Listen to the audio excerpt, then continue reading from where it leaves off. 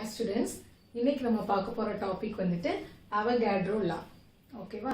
So நம்ம already previous வீடியோல வந்து Boyle's law, Charles law வந்து பார்த்துட்டோம். சோ இந்த law நம்ம பார்க்கறப்ப இந்த 4 parameters கன்சிடர் பண்ணிக்கணும்னு சொன்னேன். என்ன அப்படினா pressure, volume, temperature, amount of gas. Okay? So இந்த parametersல ஏதாவது ரெண்டு கான்ஸ்டன்ட்டா நம்ம வைக்கும்போது மற்ற ரெண்டு பாராமீட்டர்ஸ்க்குள்ள ஒரு ரிலேஷன் ஃபார்ம் ஆகும் அப்படின்னு சொல்லியிருந்தேன். ஓகேவா? பாய்ஸ் லால வந்து எது கான்ஸ்டன்டா இருந்துச்சு? டெம்பரேச்சரும் அமௌண்ட் ஆஃப் கேஸும் கான்ஸ்டன்டா இருந்துச்சு. ஸோ ப்ரெஷருக்கும் வால்யூமுக்கும் நடுவில் ஒரு ரிலேஷன் மெயின்டைன் ஆச்சு. That means when the temperature and amount of gas is constant, the pressure is inversely proportional to the volume அப்படின்னு நம்ம பார்த்தோம் இல்லையா? ஸோ நெக்ஸ்ட் சார்ல்ஸ் லால வந்து என்னன்னு பார்த்தோம் நம்ம? pressure கான்ஸ்டன்டா இருந்துச்சு, amount of gasம் கான்ஸ்டன்டா இருந்துச்சு. சோ ரிலேஷன் எதுக்கு ஃபார்ம் ஆச்சு? வால்யூம்க்கும் டெம்பரேச்சருக்கும். ஓகே? சோ இது ரெண்டும் கான்ஸ்டன்டா இருந்துச்சு. இந்த ரெண்டுக்குள்ள ஒரு ரிலேஷன் மெயின்டைன் ஆச்சு. என்ன அப்படினா the volume is directly proportional to temperature. ஓகேவா? சோ டெம்பரேச்சர் நம்ம ரைஸ் பண்ணும்போது வால்யூம் ரைஸ் ஆகும் அப்படிங்கறத நம்ம அங்க பார்த்தோம். ஓகே? சார்ல்ஸ் லா. சோ நெக்ஸ்ட் லா என்ன பார்க்க போறோம் அப்படினா Avogadro law. ஓகே? இந்த லாவை ஃபார்முலேட் பண்ணவங்க இட்டாலியன் சயின்டிஸ்ட் அவகாட்ரோங்கறாங்க. ஓகேவா? சோ அதனால இந்த லாக்கு வந்து அவகாட்ரோ அப்படின்னு நேம் வச்சிருக்காங்க. சரியா? சரி, இந்த லால என்ன சொல்றாங்க அப்படின்னு பாத்தீங்கன்னா at constant pressure and temperature. So இங்க எது ரெண்டு கான்ஸ்டன்ட்டா எடுக்கறாங்கன்னு பாத்தீங்கன்னா பிரஷரையும் டெம்பரேச்சரையும் கான்ஸ்டன்ட்டா எடுத்துக்கிட்டாங்க. ஓகேவா? அப்ப ரிலேஷன் யார் ரெண்டு பேர்த்துக்குள்ள இருக்க போகுது? வால்யூம்க்கும் அமௌண்ட் ஆஃப் கேஸ்க்கும் இருக்க போகுது. ஓகேவா? சோ இந்த லால என்ன சொல்றாங்கன்னு பாருங்க. at constant pressure and temperature the volume of a gas is directly proportional to number of atoms or molecules present in it. ஓகேயா? சோ வால்யூம் இங்க எடுத்துட்டாங்க. ஓகேவா? and இன்னொன்னு என்னது? எது கூட ரிலேஷன் வருது? number of atoms or molecules present in it. அப்படின்னா என்னது? எவ்வளவு கேஸ் எடுத்திருக்கோம் அதுக்குள்ள எவ்வளவு மாலிகுல்ஸ் இருக்கு, ஆட்டம்ஸ் இருக்கு, இத தான் அங்க மீன் பண்றாங்க. ஓகேவா? சோ ரிலேஷன் பாருங்க. Volume of gas, so V is directly proportional to, so it's directly proportional to number of atoms or molecules present in it. So number of n போறோம். ஓகேவா? So number of atoms or molecules present in it. ஓகேவா? So அப்ப இதனுடைய meaning என்னது? So எவ்வளவு atoms and molecules அங்க இருக்குதோ அத பொறுத்து அங்க வால்யூம் இருக்கு. ஓகேவா?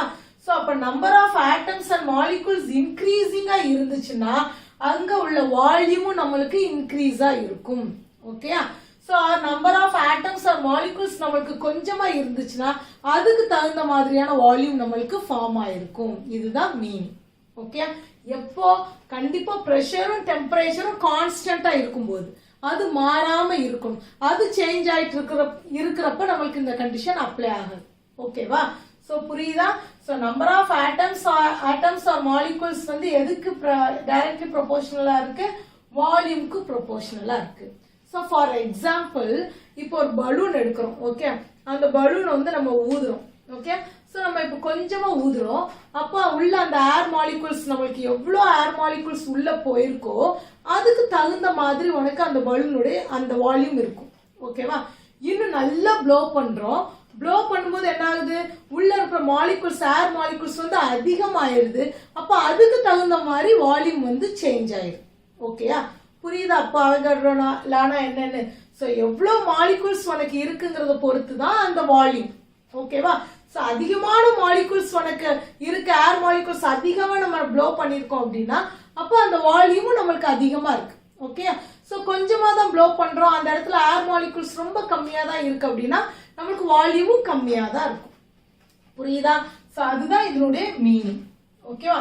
So volume of a gas is directly proportional to the number of atoms or molecules present in it. Okay, when the pressure and the temperature is kept constant. Okay va? So இதுதான் Avogadro law. ஈஸியான law தான். சரியா?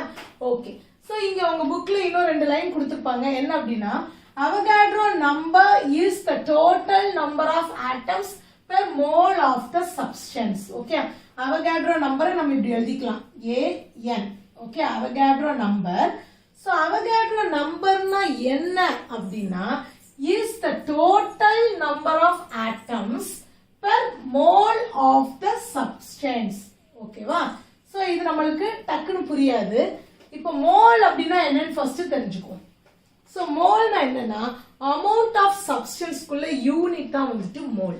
Okay, இப்போ எப்படி லென்த்துக்கான unit வந்து metre, கிலோகிராம்கான unit வந்து மாஸ்ன்னு சொல்றோம்.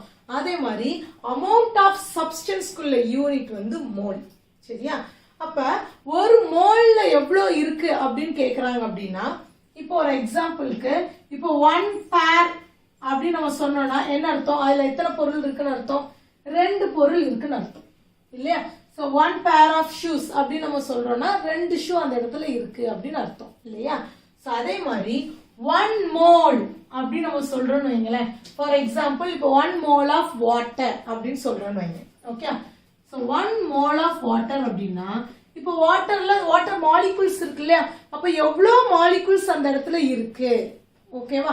இப்போ 1 பேர்னா நீ 2ன்னு சொல்லிடலாம். 1 பேர் அப்படின்னா 2 இருக்கு உள்ள அப்படின்னு நம்ம சொல்லிடுறோம். ஓகேவா? அப்போ 1 மோல் ஆஃப் வாட்டர் அப்படின்னு நம்ம எடுத்துக்கிட்டோம் அப்படின்னா ஒரு எக்ஸாம்பிளுக்கு, அப்போ எவ்வளவு மாலிகூல்ஸ் உள்ள இருக்கு அப்படிங்கிறது மீனிங். ஓகேவா? சோ எவ்வளவு மாலிகூல்ஸ் இருக்கு அப்படின்னா 6.023 into 10 to the power 23. Okay, so ஒரு எக்ஸாம்பிளுக்கு நம்ம 1 மோல் ஆஃப் வாட்டர் எடுக்கிறோம் அப்படின்னா அதுக்குள்ள எவ்வளவு மாலிகூல்ஸ் இருக்குதா? 6.023 into 10 to the power 23. ஓகேவா? சோ இத வந்துட்டு நம்ம என்னன்னு சொல்லுவோம்னா அவகாட்ரோ நம்பர் அப்படின்னு சொல்லுவோம். இந்த நம்பரை தான் நம்ம என்னன்னு சொல்லுவோம்? Avogadro number. புரியுதா? சோ அப்ப அவகாட்ரோ நம்பர்னா என்ன அர்த்தம்? இப்ப ரீட் பண்ணி பாரு, உனக்கு புரியும். Avogadro number is the total number of atoms per mole of the substance. ஒரு மோல் நம்ம எடுத்துக்கிறோம் அப்படின்னா ஏதாவது எனி எக்ஸாம்பிள் நீங்க எடுத்துக்கலாம். ஓகே, சோ ஒரு மோல் எடுத்துக்கிறோம்னா அதுல எவ்வளவு இருக்குது நம்மளுக்கு?